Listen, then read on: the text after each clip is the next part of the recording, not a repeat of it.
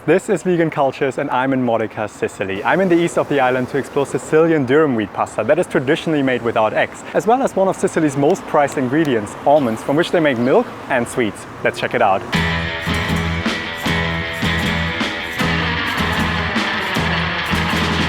Together with Slow Food, I'm exploring the traditional plant-based food of Sicily. This episode is packed with pasta, fruit-shaped marzipan, and an incredible amount of unseen Sicilian dishes and desserts. Get ready to find out what Sicily has to offer, because this is plant-based food like you've never seen before.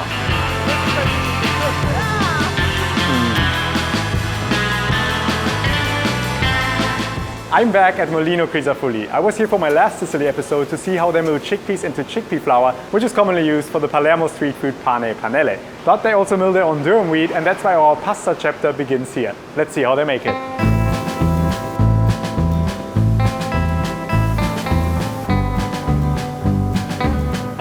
So we now arrived in the ancient mill. All behind me, you can see nothing but mills. Questo è un mulino degli anni 50, nasce nel 1952. I sottoprodotti vengono macinati 14 volte. Il grano viene inserito solamente lavato, quindi spazzolato e inumidito. B1 si occupa di fare la prima rottura, quindi il grano intero viene rotto una prima volta e da lì inizia tutto il processo di macinazione.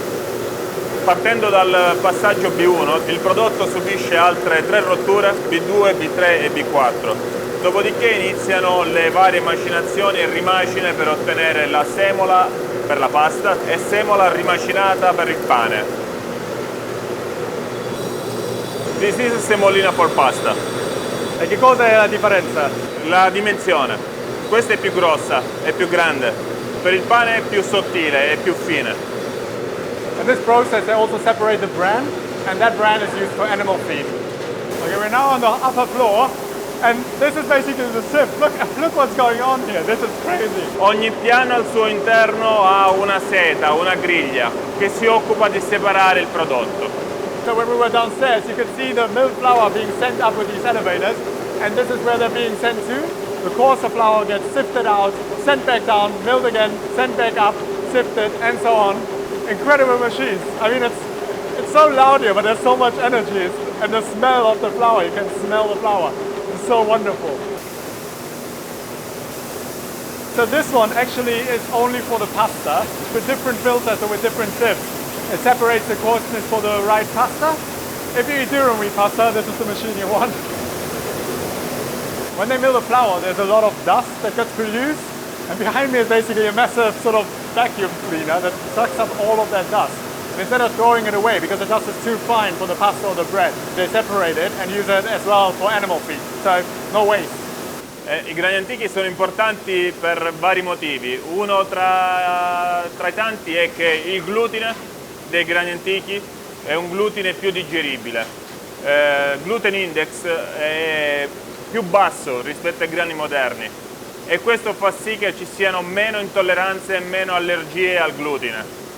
Inoltre i grani antichi dal punto di vista di impatto ambientale hanno un impatto ambientale minore perché non si usano concimi di origine chimica, non si usano diserbanti e molte volte, la maggior parte delle volte, vengono coltivati in regime biologico, organico. So this was the final stop. The durum wheat is now milled into semolina and now you can use it for pasta, and that's exactly what we're going to taste at our next stop. Let's go. So we've seen how they mill semolina flour, but now I want to see it in action. There are a few dishes here in Sicily that I heard about that combine pasta and legumes. But the problem is that you can only find them in Italian homes, really. They're really hard to find in trattorias, but I'm on the hunt now to find one and see if they can serve it for us.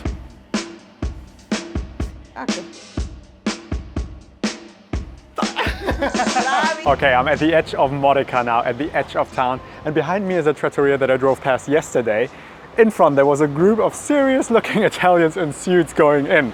So I have a pretty good feeling about this place, and I saw on the menu that they serve pasta con fava, so pasta with fava beans. I'm gonna go inside and see if we can film it.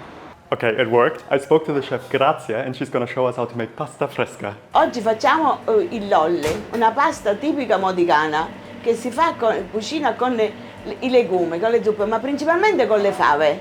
Prendere la farina, fare così, mettere un pizzico di sale, mettere dell'olio, mettere dell'acqua, fino a quando si fa una bella pasta omogenea. E perché senza uovo? È tradizione È storica? traduzione dei poveri. La cucina povera. Povera. E per quanti anni fate pasta? 32 anni. 32 anni? Ho iniziato nel 91 Bravo. di gennaio Sì. del giorno 26.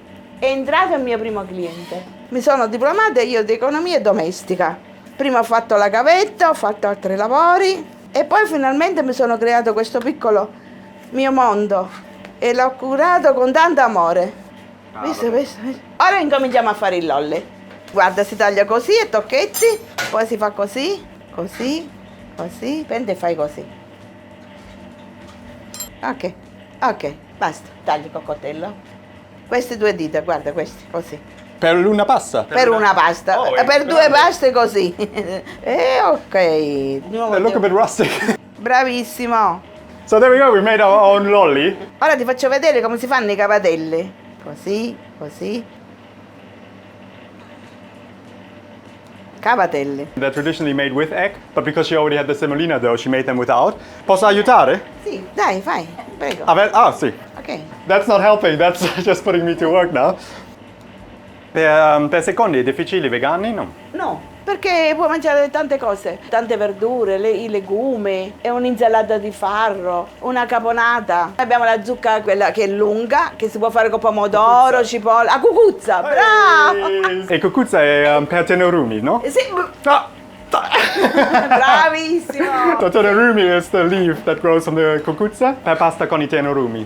Sì. So it's a traditional dish that you only get during the summer. La cucina italiana, ma vegana. Bravo, sì. Okay, she's now going to show us how to serve the lolly with fava beans. Dai, l'acqua bolle, metti il lolli.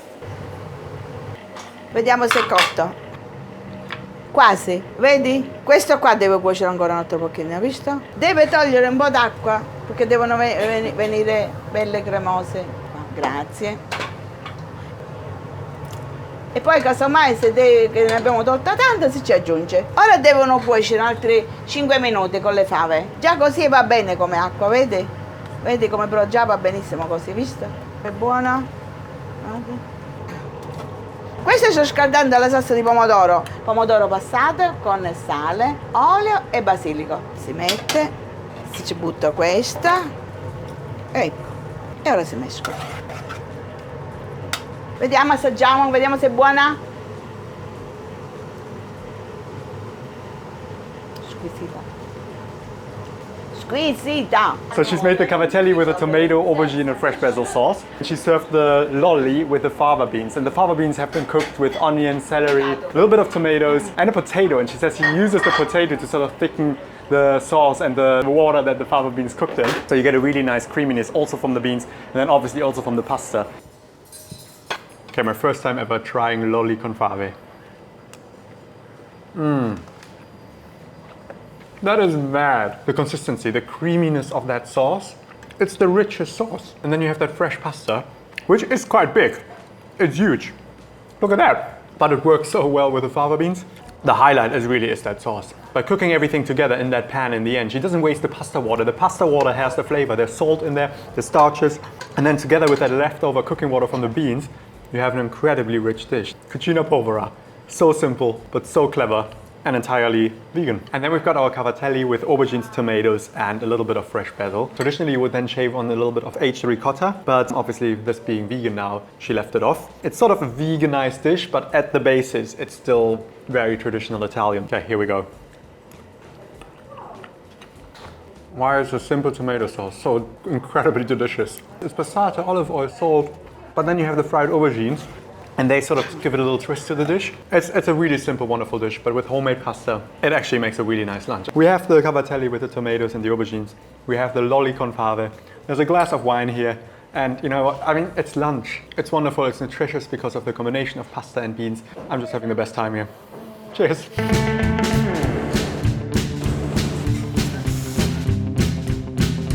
So usually when we cook pasta at home, we don't make it from scratch. We use dried durum wheat pasta instead.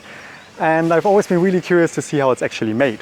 Today we are at Barbagallo di Mauro, and that's a family business that makes ancient grain pasta since 1911. And as a producer for Seggiano, they're going to show us how they make their pasta on a slightly larger scale. I think we're ready. moment we are producing the thicker spaghetti. So this is the extruder of the long pasta cut. The pasta is then moved on the racks that you see here and will start the drying process. To understand without equipment if the pasta is good, if the mixture is well done, have to be possible to make like this. If the dough is too much moist, it will stick. If it's too hard, it will break. There we go. Oh, wow. It feels al dente. And it's cold. It has always to be cold. You have to consider that the wheat is thermosensitive. So every time that it becomes hot during the process, it will lose the flavor. There we go. Perfect spaghetti. This cutting here will go here and then up and then will be remixed with semolina and water. Okay, so no waste. No waste at all. We are in the packaging area. Here the pasta is weighted and then it goes to the packaging machinery. This machinery is specifically designed to work with new sustainable material like paper and compostable packaging. You see, this one is 100% paper. Then the label is applied, metal detection, and then it will go in the boxes. Those one are the lumaconi anti-drain. It's a typical Sicilian pasta, very good with vegetables sauce. Okay, we just left the production area and we've seen how they make the pasta and how they package the pasta. But let's see how the wheat looks, where the pasta actually comes from. Yes, this is ancient grain. Yeah, it's as tall as there we go, I found a match. Those ancient variety are very resistant against climate change because as much as they are high, as deep are the roots on the soil. Those deeper roots are able to find the water even deeper. Even if there is a dry season, they can able to survive. You mentioned the dry season, which is a massive problem at the moment, where people say temperatures are rising. How is the food we're growing going to survive? And that seems to be the solution? Yes, this is the solution. Those are semi-wild. Those variety during the century been able to adapt to those dry climate, and they are able to survive even if with small water. So why is this not more commonly used? They produce less. Try to imagine that from one seed of those ancient variety, you can have only 2-3 years of wheat. Compared to? 5-10. Really? Yes. So less than 50%? Yes. Wow. When you need to maximize your profit, you want as much as possible. Yes. From as little as possible. Got it. So there's a dish here in Sicily that you can only get for around 1 month of the year in around summer. And it's called pasta con I Tenerumi. I'm now in Sicily and I've heard about a place that might serve it. So let's see if we can get it. So we arrived at Le Gioia and they might have pasta con I Tenerumi on the menu. Okay, so we found it. This is pasta con I tenerumi. Tenerumi are the leaves of a local squash variety that only grows in summer, the cucuzza squash. They use the leaves to then add to this strozzapreti pasta and it looks wonderful. There's a little bit of pangrattato on there, which is just toasted breadcrumbs to give it a nice crunch. And he actually also brought another dish. So he just brought a very simple Italian salad, which is fennel and orange, super traditional. He added some olives, a little bit of parsley and some chili flakes. And then another one, which is peppers that have been sauteed or cooked. And he added some white almonds from the region, so we're really close to Noto where almonds grow. Oh, it smells good. So the pasta con I tenerumi first. Here we go, these are the tenerumi leaves. I've never had them before, first time. Oh, it's so creamy, it's so rich. We've got a really simple sauce of some cherry tomatoes and they sort of ooze that nice cherry tomato umami into the sauce. A bit of olive oil, probably a little bit of the pasta water to sort of emulsify the sauce. And then these tenerumi leaves, which when you bite on them remind me a little bit of spinach. What a wonderful summer dish. Honestly, this is summer in a plate. And this is the fennel and orange insalata. It's so refreshing. It's so warm here in Sicily, it's above 30 degrees and the fennel and the orange together make a really nice, refreshing addition. And then lastly, we've got our peppers with almonds. Let's get a good bite of that. It's a cold dish, but it's very similar to caponata, but without any tomatoes or aubergines. And it's again a really nice, refreshing side dish. I really didn't know what to expect when we came here, but suddenly there's 3 dishes on the menu that just happen to be plant-based, and they make a wonderful lunch.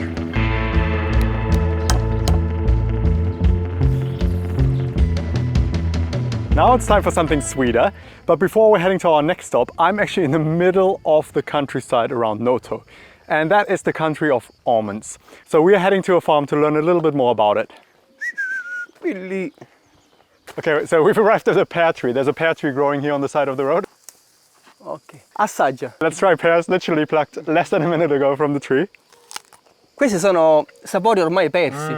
Guarda, Molto dolce. Eh sì, naturale. Wow, they're so sweet. E la cosa bella è che tu puoi raccogliere e mangiare, togli e via, perché non sono trattati. Quindi questa è la meraviglia, cioè è quello che dovrebbe essere. Invece nel mondo va tutto al contrario. Ma anche qua, guarda, tu girati un attimo. Ah, che cosa in italiano? Prugne. Prugne. We're on our way to the almond trees, but we're passing pears, we're passing prunes, plums. Let's try these. Questa è ricchezza. Poco fa quando parlavo di frutta mista in giro, vedi? Questa è una pianta nata da sola. It's a different level. Freshly plucked from the tree. And juicy. Guarda che mandorle belle. Guarda. Quindi nonostante è vecchia, ma continua a produrre.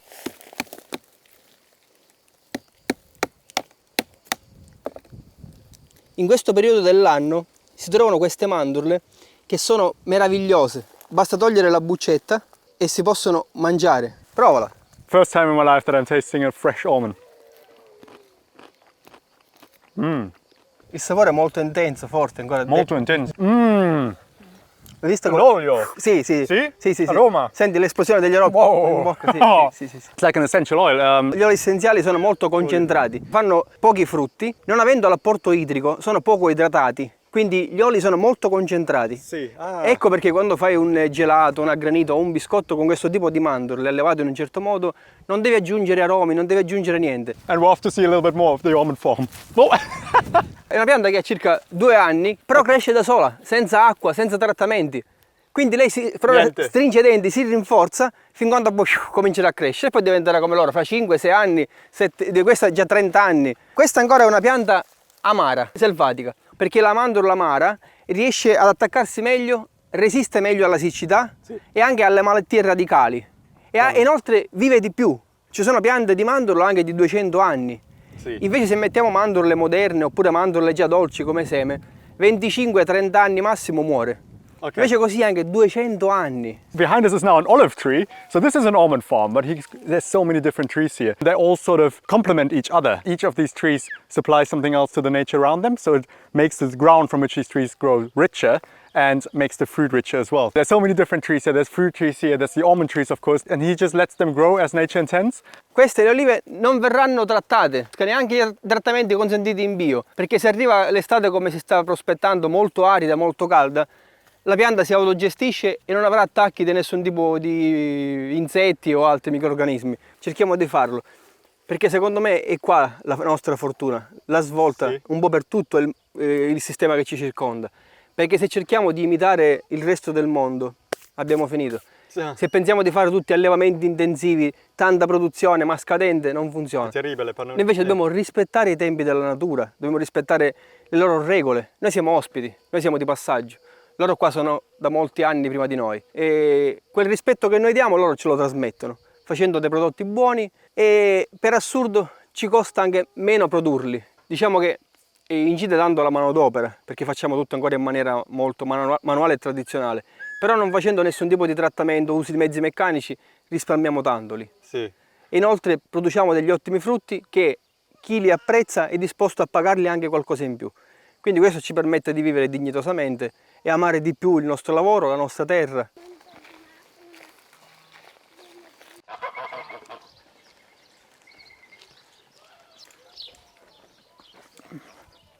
Questa è la romana e grazie alla Slow Food riusciamo ancora a proporla e a mantenerla in vita e a commercializzarla. Quindi la romana è stata scelta appunto dal presidio perché stava scomparendo, perché era una delle poche che doveva competere con le mandorle che entravano dall'estero. È una mandorla col guscio durissimo e si presta bene alla conservazione in bio perché non facciamo nessun tipo di trattamento e in magazzino fin quando si mantiene all'interno del suo guscio sarà sempre ottima da mangiare. Prova, guarda che sapore. Grazie. This is how an almond should look in nature. Let's try it under supervision of our little fella here. E più, non solo una mandorla. Sì, man mano poi arriva La frutta, le arance. gli aromi, sì. So you almost get orange aroma, you get citrus fruit.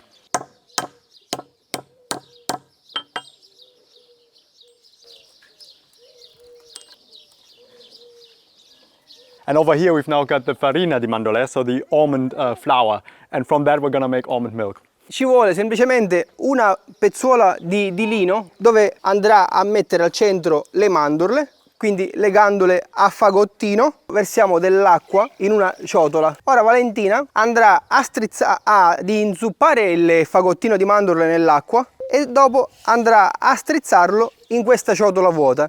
E voi vi accorgerete che pian piano comincerà a rilasciare il latte. Okay, so we've got the fresh almond milk here. Allora, Prova! let's try it. Salute! Salute! Cin cin!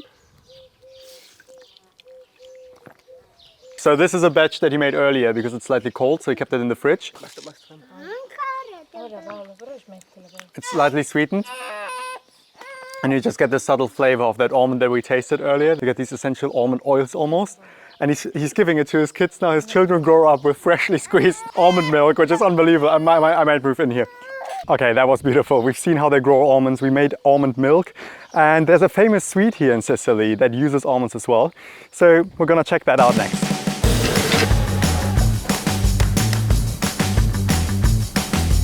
Okay, for our next stop, we're here in Sicily and I'm meeting up with Mirko from Go Ask a Local. He runs his own YouTube channel to explore every corner of the island, but today he's taking us to a local dolceria in his mother's hometown to see how one of Sicily's most traditional sweets is made, Frutta Martorana. Let's check it out. Ciao Mirko! Hi. Ciao, grande! Come stai? Che cosa facciamo oggi? Today we go to see and to film the pasta di mandorla and frutta martorana. Pasta di mandorla e frutta martorana, so two traditional from Sicily, from Sicily? From Sicily, especially from this part of Sicily, southeast Sicily. I'm excited. Andiamo! Let's go.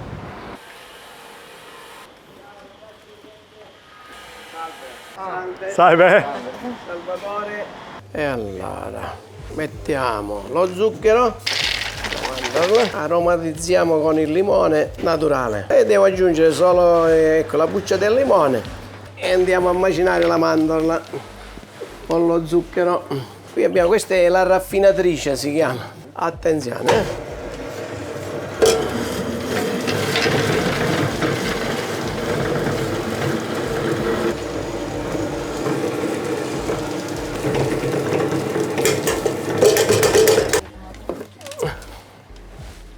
Una volta. Molte volte però. He put it all in the machine behind me and then he grinds it around 6 times. And he also added a little bit of alcohol, of Benevento, to flavor the pasta di mandorla. And he's mixing it again and again. Oh, grande! Pasta di mandorla! Yes.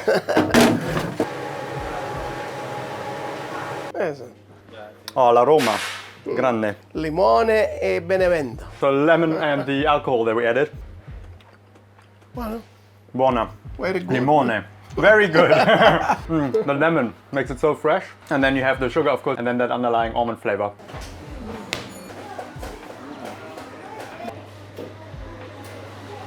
Albicocca.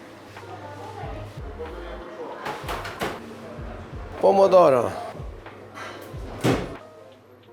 Mandarino. So he's using these silicone shapes to limone. Limone. So this time make a lemon. Limone siciliano.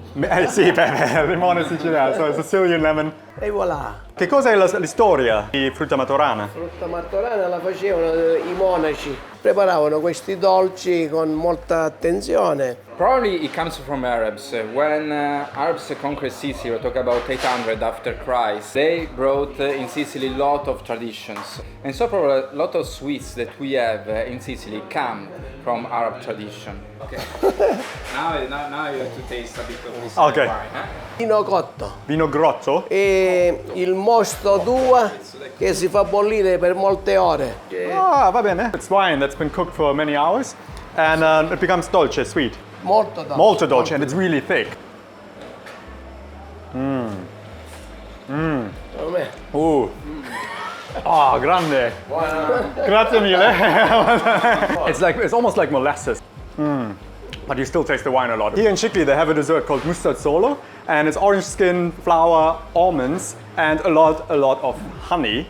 Honey isn't vegan, but we have this wine and he explained that they also make this dessert with wine. Unfortunately they don't have it today, but influenced by the Arabs, there's so many desserts that came to this island, so really cool to see.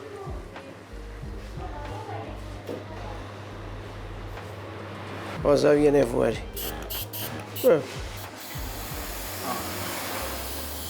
Qui diamo più giallo perché è il colore della banana e del limone, ok? So we shaped our Frutta Martorana and now Salvatore is coloring them in. So at the moment he's doing the anguria, the watermelon, and we've got tomatoes, lemons, apricots, all the different fruits. Here we go, an artist at work coloring the Frutta Martorana. Il limone mi sembra un po' chiaro e voglio dare un altro giallo, un altro po' di giallo. Sembra più matura.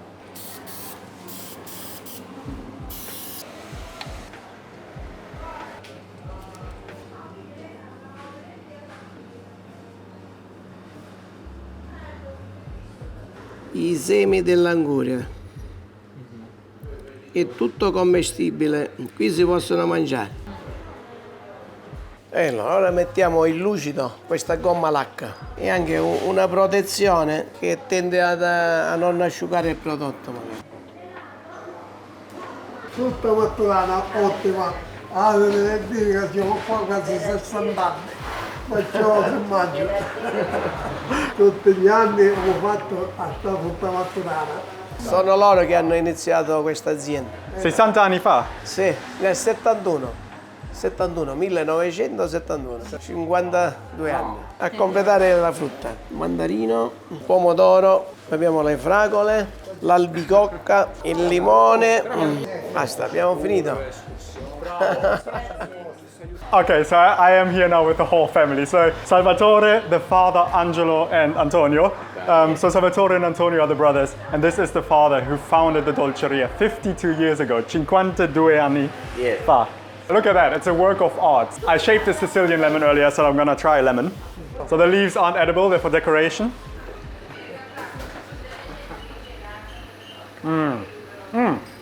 Buono. It's a funny coincidence we're trying the lemon first because we've seen earlier how Salvatore added the lemon zest, and this tastes so much of lemon. We have this wonderful underlying almond flavor, but the fresh lemon zest, wow. Okay, so that is how Frutta Martorana is made. Frutta Martorana is actually something that's by now not that often sold to locals. La gente cerca di evitarlo, però preferisce regalarlo perché è bello da vedere che da mangiare, perché è troppo dolce. So it's more that tourists go and buy it, and it's something that dolcerias put into the window as a demonstration. But the idea that you have a sweetened almond paste, a marzipan, that is traditionally vegan, offers so many possibilities to sweets here in Sicily. Because as we've seen, almonds are a local ingredient, and by adding sugar and lemon zest, you get a really delicious sweet that you can use in a lot of things. I'm in Noto now, on my way to one of Sicily's most famous cafes, Cafe Sicilia.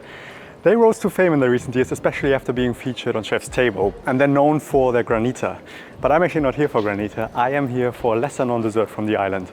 Let's see if we can get it. Okay, so behind me is Cafe Sicilia, and they serve a dessert called Biancomangiare. It's mainly made with almond milk, but in some parts of Italy they use a mix of almond milk and cow's milk.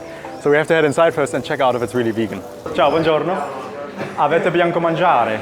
Biancomangiare sì, è questo. Ah, grande. E Biancomangiare senza latte? Senza latte. Senza gelatine di animale? Senza gelatine di animale e anche senza glutine. Grande, è vegano? Okay, success, we found the Biancomangiare. This area of Sicily around Noto is known for almonds, and this dessert is almost made entirely from almond milk. So it's literally almond milk, a little bit of sugar, and a little bit of cornstarch. Here we go, Biancomangiare. It's like the creamiest pudding. It's really nice and cold, so it's again really refreshing. The almond flavor is actually quite subtle. I expected way more of a punch of almond, and also it's actually not really sweet. I thought it's like similar to pasta di mandorlo, which is like marzipan, like a sweet almond sort of flavor. But this is actually just quite light and refreshing. A little bit surprised that you don't taste more almonds, but you've got a bit of almonds on top, and then this really nice, cooling, refreshing, smooth texture. I'm glad we found it. That's Biancomangiare, which basically means eating white. Biancomangiare. Okay, so I'm on my way to our next stop, and it's been a little drive out of Catania. We are now heading to a slow food restaurant called Quattro Archi di Grasso Rosario. And that means that their slow food means that they are cooking with slow food Presidia ingredients. So a focus on seasonal ingredients, on local ingredients, and a general focus on sustainability. Okay, we've arrived. Behind me is Quattro Archi, and they're gonna cook us a special dish from Sicily called Maccu di Fave, which is made with locally grown fava beans.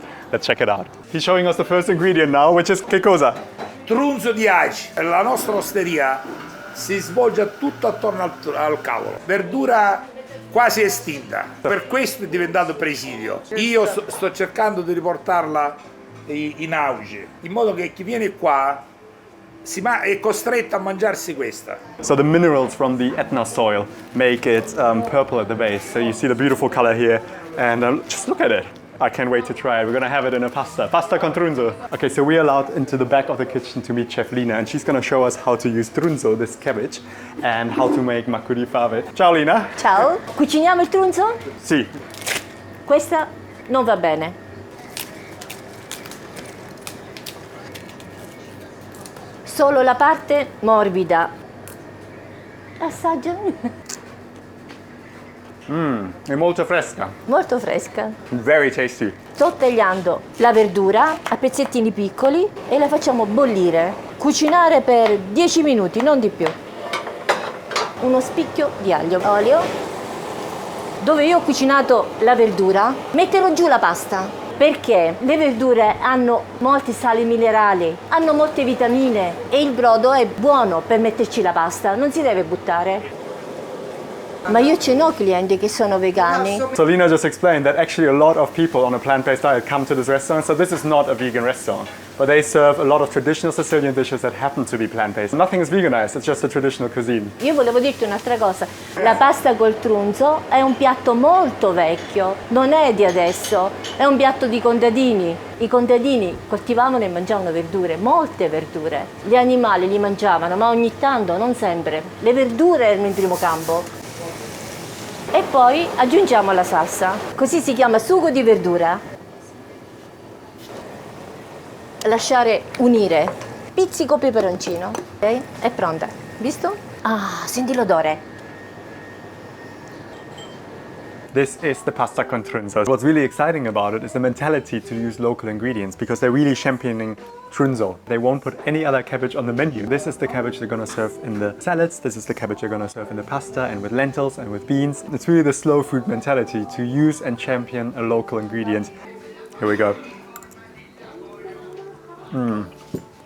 It's so simple, but it's so flavorsome. That trunzo, it's such a powerful ingredient. It has much more flavor than any other like sort of kale ingredients, any leafy, dark leafy greens.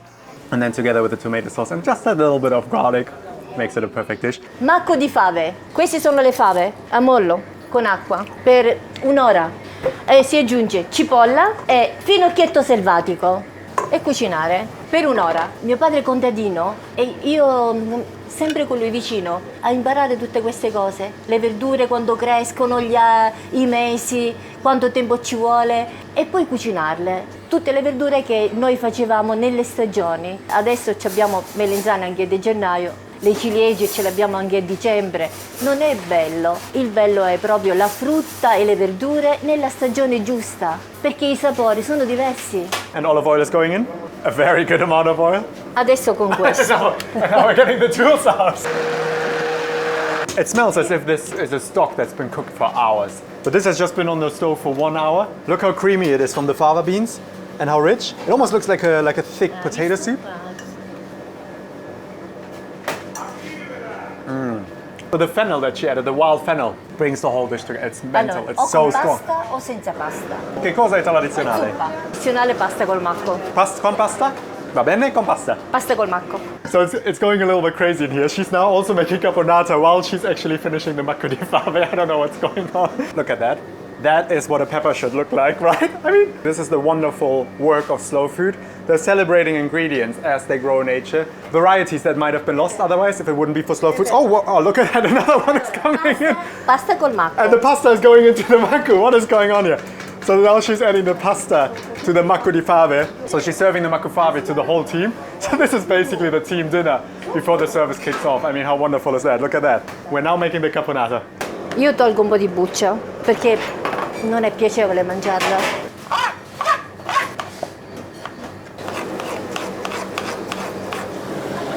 Olio d'oliva e cipolla.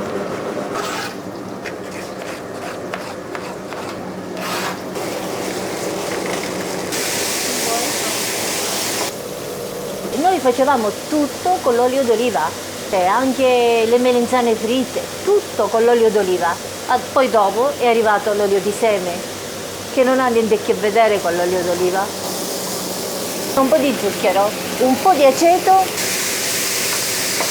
So she added the fried potatoes and the fried aubergines, and then pine nuts and raisins are going in as well, and then she turns off the heat. Basta. Permesso? Io decido se è buono o no. È buona? Sì. This is Saro, he is the owner of Quattro Archi. Io sono il fondatore dei Quattro Archi. Fondatore di Quattro Archi. Nel lontano 1995, quando la signora era giovanissima e io ero ragazzino, ho avuto la brillante idea di fare questa osteria. I need Google Translate by this point. Come la caponata. Quasi buona. Dove stavi? Vai, assaggia. Andiamo? Anche tu. Dai, anche tu. Insieme, sì? Insieme. Allora. Buono. Buono. Andiamo a mangiare. Andiamo a mangiare. Okay, so this is the Maccu di Fave. And what's so exciting about that is you have the pasta and you have the beans. And together they make a complete protein. And also, by blending up the fava beans, she makes a really creamy sauce for the pasta. So I'm super excited to try it. Let's go.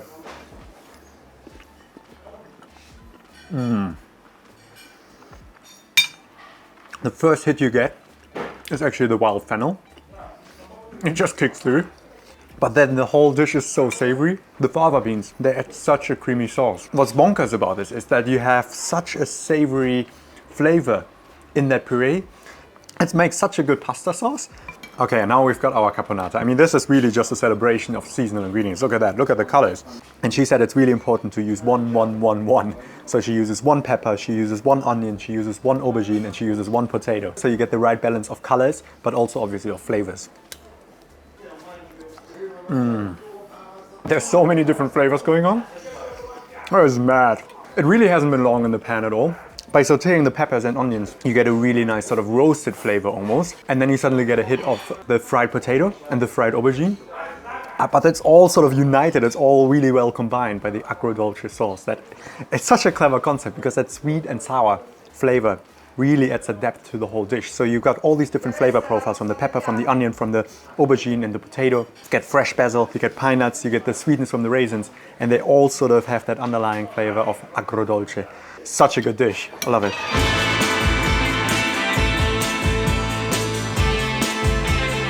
That was the last stop on our Sicily food tour, but I'm heading to Tuscany next to see what traditional plant-based food I can find over there. I've heard about so many wonderful dishes like ribollita, papa al pomodoro, pici all'aglione, and many, many more. Hit subscribe to stay tuned and see you there.